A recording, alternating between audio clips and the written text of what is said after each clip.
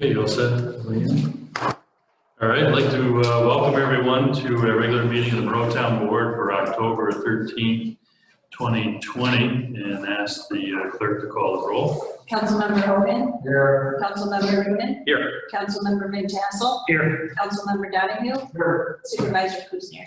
Here, and if everyone would please rise for a pledge of allegiance. I pledge allegiance to the flag of the United States of America and to the republic for which it stands, one nation, under God, indivisible, with liberty and justice for all. Thank you, everyone.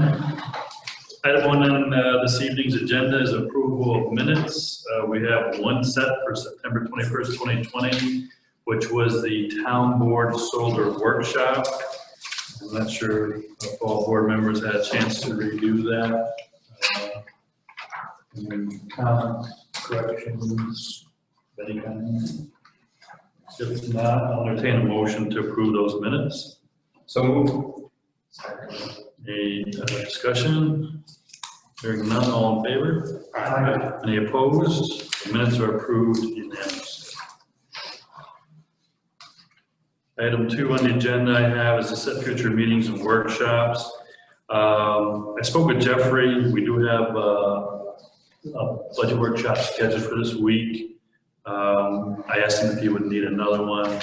He said he didn't think so, but we could schedule it at that meeting if we found we needed it. So I'm going to hold off on scheduling more budget workshops until that meeting concludes. Okay. If that works for you.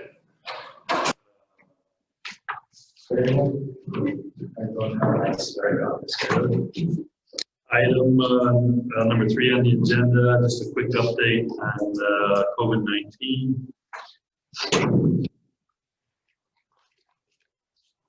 And at the county level, there's currently, there has been 1,164 confirmed cases. Here in the town of Monroe, to date, there have been 55 confirmed cases. Number of deaths countywide is at 17. One of those deaths is here in the town of Monroe. Presently, there's 71 cases that are active throughout Saratoga County, and of those, 8 are active in the town of Monroe. Total number of recovered individuals to date is 1,076. Number of recovered individuals in the town of Monroe is 46. And presently, countywide, there are 5 individuals that have been hospitalized. Total number to date tested is 117,437 individuals throughout the county. The number to date that have been in isolation or quarantine is 5,937. And the current number for those in isolation or being quarantined is 598. So the 7-day rolling average positivity rate here in Saratoga County is 0.71%. So we're under the 1% threshold.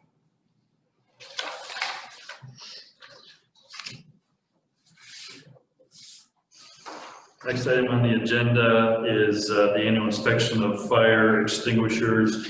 I think all the board members have a copy of the proposal from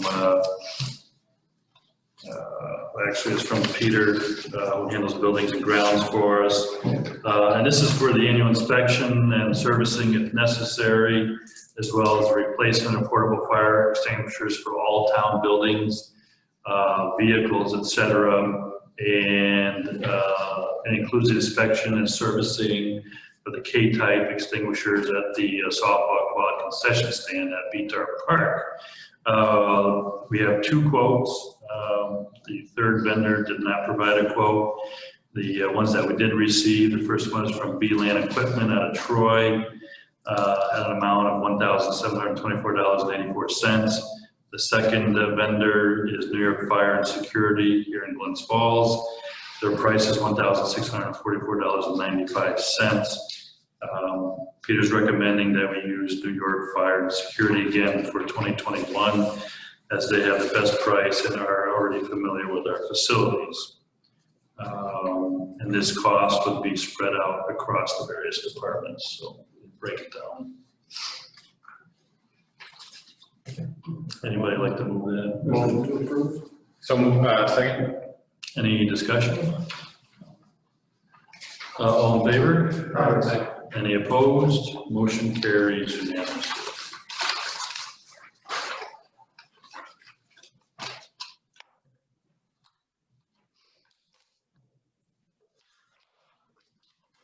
Item 5 I put on the agenda is the Champlain Hudson Power Express. If the board recalls, this is something that, again, several occasions I brought to the board's attention.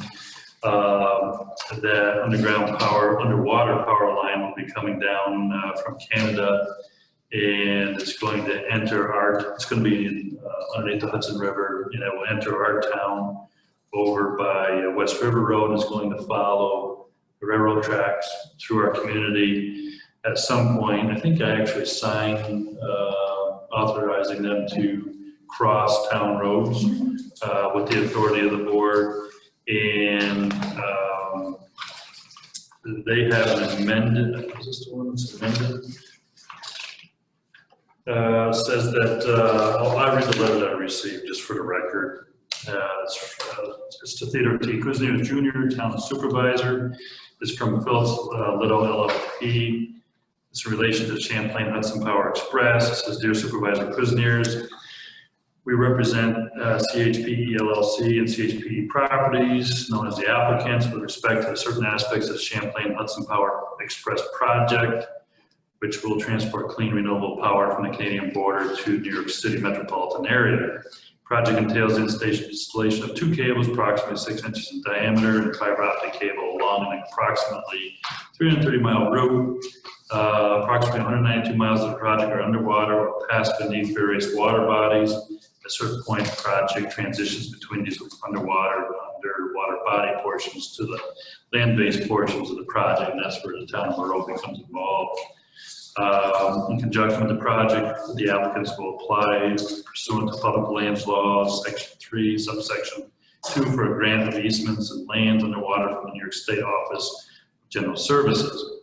As part of the application process, applicants are required to provide notice to municipalities in which the land applied for is situated. Please find enclosed notice which describes the project in greater detail and identifies the transition locations. You're receiving this notice because a portion of the project route passes in the Hudson River through the town of Monroe. If you have any questions about the enclosed notice of the project in general, please contact Josh Bagnato via email, and it's got his email in there, or via telephone, 802-477-3830. Additionally, information about the project may be found online at www.chpexpress.com. On behalf of the applicants, we thank you for your cooperation in this matter. Very truly yours, Phillips Little LLP. Signed, Thomas F. I believe it's Kushner. October 2nd, 2020. I know, Council, we provided this to you.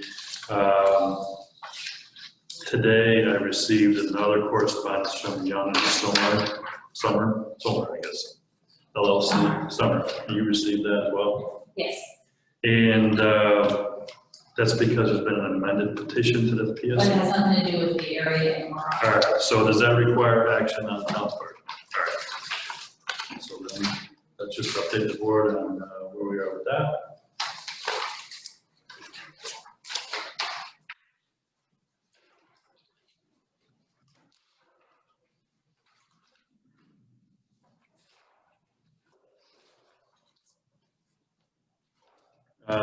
I wanted to point out, which I should have at the top of the meeting, we continue to hold our town board meetings through Zoom, and we're able to do that as a result of an extension of the governor's executive order, which extends the state of emergency through November 3rd, 2020.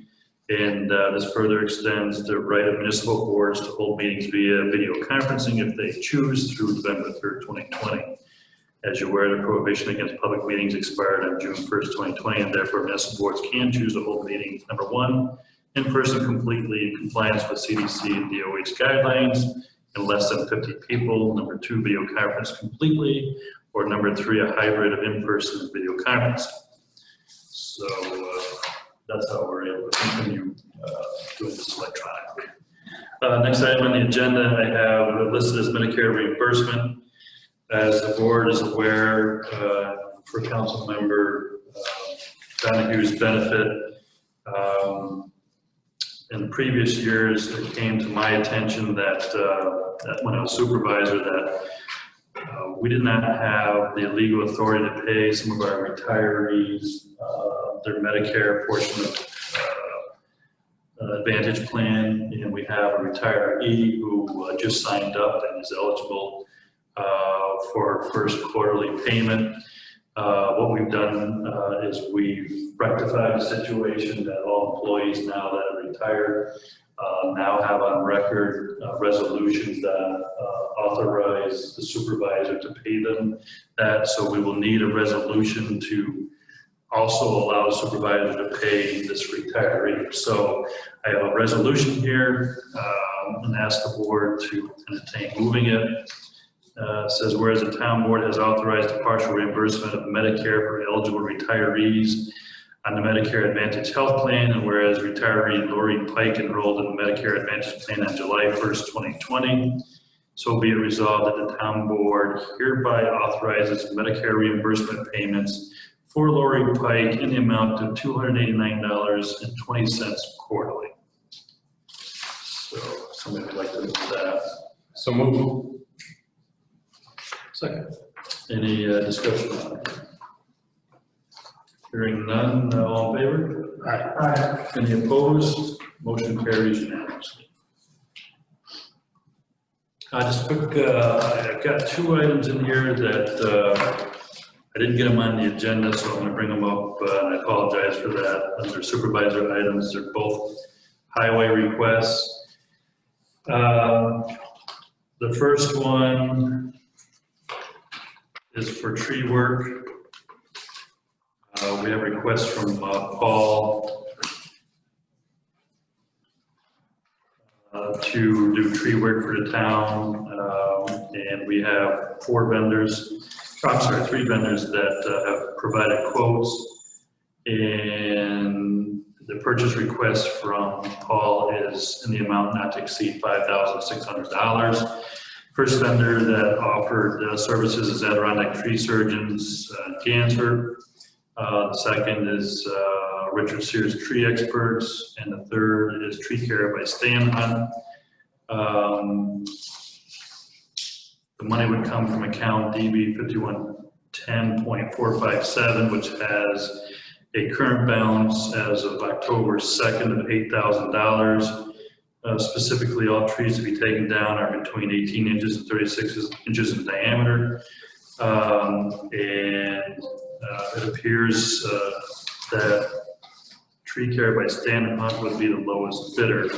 So Paul is recommending that we go with that company. I think board members have a spreadsheet for all the different numbers. I'm not going to go through each and every one. The information is available here at Town Hall in the clerk's office if any member of the public wants to review it, but I concur with the highway superintendent's recommendation. Yeah, the numbers look very clear. We should go with Tree Care. Yeah. But I think we've also used them in the past. We have. So, sorry. So if somebody would like to authorize utilizing Tree Care by Stan Hunt in an amount not to exceed $5,600 for the purpose of tree work for the town, that would be great. So moved. Second. Any discussion? All in favor? Aye. Opposed? Motion carries unanimously. The second request I have from the highway superintendent is in relation to crack seal. I know we discussed this during our last budget workshop, our first budget workshop, I should say. And I have a request from Paul to purchase crack seal amount of $5,350.80. Problem is, We looked at, my office looked at the amount of money that's left in the crack seal budget line item. We had budgeted $3,000 for this year. We've already used $2,704.80, so there's only $295.20 left there for the purpose of crack seal. In this request, Paul is saying that it will be paid from account DB 5112.493.4, which has a balance in the account of $324,024.97 as of October 2nd. However, that is the money that is earmarked for CHIPS money, which we know we're not going to get. And I don't believe you can use CHIPS money for sealing cracks in the road. So that's a problem. So I don't think we can take action on that particular request at this time. I don't know if the highway committee would like to reach out to Paul, maybe come up with a recommendation somewhere else where the money can come from for this year. But we can't move forward with that request as it's stated. So we'll have to table that. Just to update the board, we did get the water line in at the Universal Playground. Kudos to Jesse and our water department who did the tap, worked with rec employees to get that line in. Not only do we have the water line to where the splash pad will be installed shortly, Jesse was utilizing the backhoe to dig the trench for the electric line that must be run to the area. So that is done as well. So appreciate the help of the water department. I also want to give a shout out to BOCES that actually grubbed the area where the line came through the woods. So it was probably the shortest distance between the water line and where we wanted to go. So we appreciate all the help on the part of BOCES too.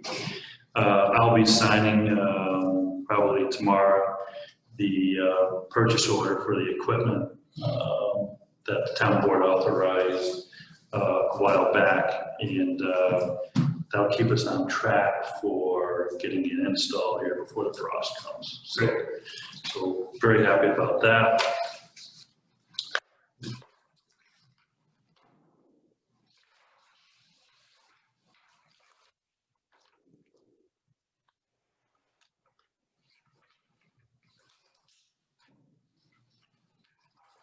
I do have good news to report from the LaBerge Group. I have a letter or an email here from Nicole Allen, who handles the grants that we from time to time apply for utilizing LaBerge Group. And it says, dear supervisor, we heard from New York State Department of State that the Town of Maroa Water District Consolidation Craig grant was executed and given a contract number. So that's very good news. We'll have monies to help with that process. And if we go through all the way to the end where we actually do consolidation, that grant, I think, will pay for up to 90% of those costs, which is fantastic. So another, more good news for the Town of Maroa. I was remiss at the last board meeting. I meant to thank Maroa's fifth grade, Mrs. Moore's fifth grade class, which had reached out to my office to see if the town was willing to donate masks for the students to decorate. And I received a very nice note after the town did provide those masks for that class. It says, Mr. Kuzniers and Mrs. Sperry, thank you so much for donating white masks to the fifth grade class in which I am a student teaching. The students had a great time tie-dyeing. It allowed us to put a positive spin on having to wear masks all day at school. It was great to start the year off in a positive way.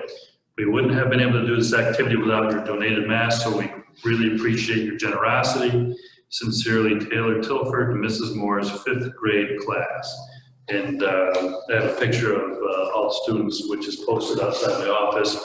And all the students actually did hand cards to the town and I have all those posted up outside my office. So it's a very nice gesture on their part, and we appreciate them recognizing the donation, and more importantly, I think it's fantastic that we have educators that are putting a positive spin and incorporating it into their curriculum. It's not all bad what we're doing to try to minimize the spread of the COVID-19 pandemic. So that was great. Just an FYI, Yeager and Flynn will have a meeting with our town employees to discuss the health insurance plans that the town adopted. There will be an on-site meeting here at Town Hall on October 20th at 9 a.m. And they'll be going over any questions that employees may have in relation to the plans that the town selected. And they'll also be doing a separate meeting with the union employees, I believe, over at the Highway Garage. So appreciate them doing that. So any town employee that would like to participate in that, they're welcome to join in. Last item I have for supervisor items, I have a notice from the County Department of Social Services. It's in relation to the Home Energy Assistance Program, otherwise known as HEAP, for the 2020-2021 calendar year. The program is scheduled to commence on November 2nd, which is a Monday, for regular benefits, and it will close on March 15th of 2021. The emergency benefit component will open on January 4th, 2021, and remain open through March 15th, 2021. And the furnace repair replacement component of the HEAP program for the 2019-2020 year closed on September 30th, 2020. And it reopened for 2020-2021 HEAP year on October 1st, 2020.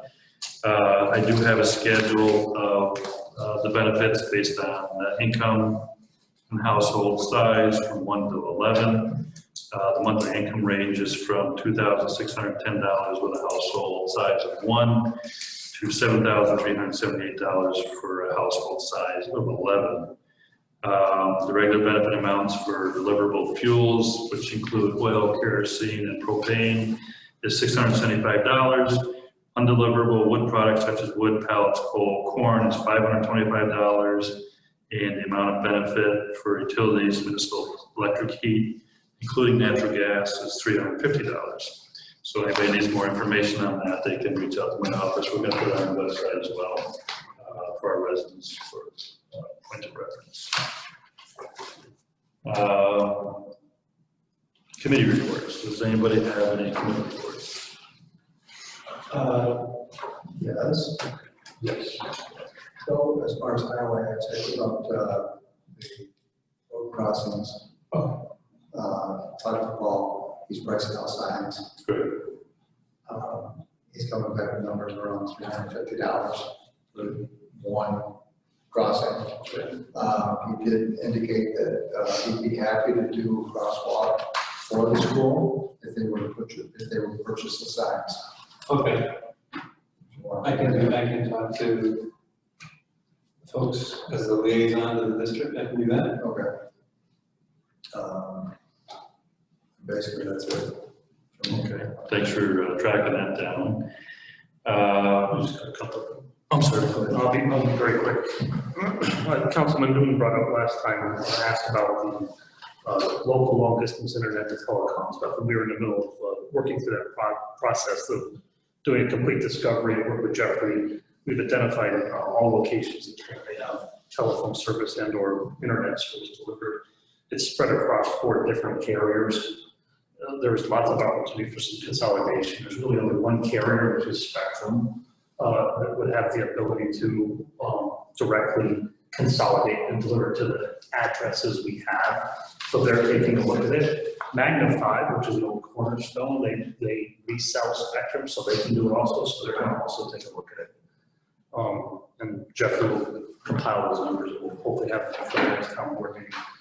Looks like there could be a potential for some cost savings that might allow us to cover the cost of doing a wireless shot from highway down to transfer and get in a transfer for cameras. The IT committee asked the IT vendor to work up some, or get some quotes for camera systems for transfer, also for transfer. Is that something there's a potential for it to happen in this fiscal year? Perfect.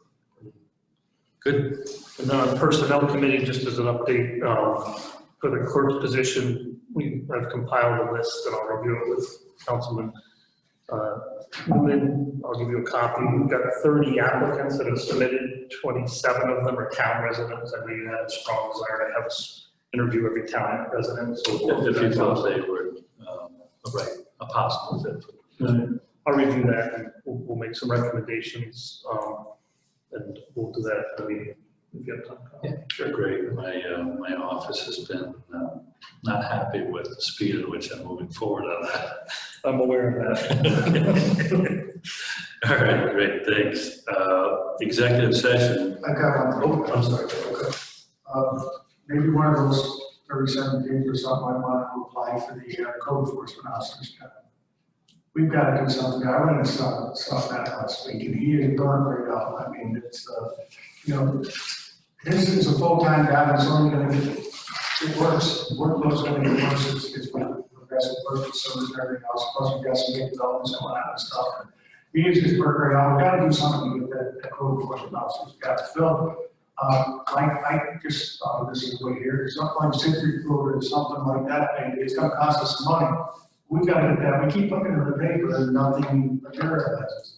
I don't know if that would be an option, something like Citrus, where we could find somebody who would be interested in a fifth position, but I think we have to do something soon, because it really is, I think it's an important position too. Oh, yeah. When you have a police force in your town and, people call up and complain about this, that, and the other thing, who takes care of it, code enforcement, so I think we have to make it go. Yeah, no, I mean, there's no question, it's an extremely important position. The challenge for it, and I've talked with my colleagues around the county, it's one of the hardest jobs to find people to fill.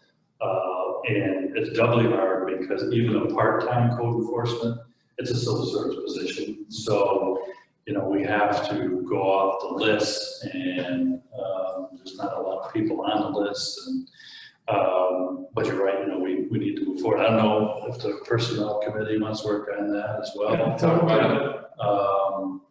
I'm happy to provide any information needed from the county on it, but it is challenging. And, the bottom line is it's a thankless job. And anybody who lives in that community most likely doesn't want to take the job.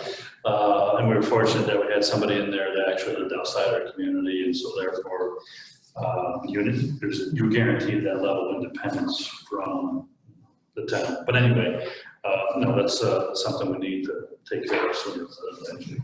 Personnel committee comment then? Yeah. Personnel committee will work on it. I'll talk to Councilman Newman. I certainly expect that building inspector is very, very busy. I get it, understand it, we do need to fix it, but it is in his job title when we hire him, that it is his role, so in the meantime, he does have to do that. I understand that, but I also understand when you overwhelm people, you lose people. Oh, yeah, I know And that. I certainly would want to do it. I'm supportive for sure. I just want to make sure that we don't like it is his job. Okay. I have executive session listed, but I don't have any. Counselor, do you have any? I don't have anything. Board members have anything? Not that I'm aware of. All right, I do have other business down there. Does anybody have anything else they'd like to bring up this evening before we close? No, thank you. Good, all right. Counselor, you have anything? No, I'm good. All right, I'll entertain a motion to adjourn this evening's meeting. So, Second. All in favor? yes. Opposed? Motion carries unanimously. All right, thank you. Still on. You said that one, I was out.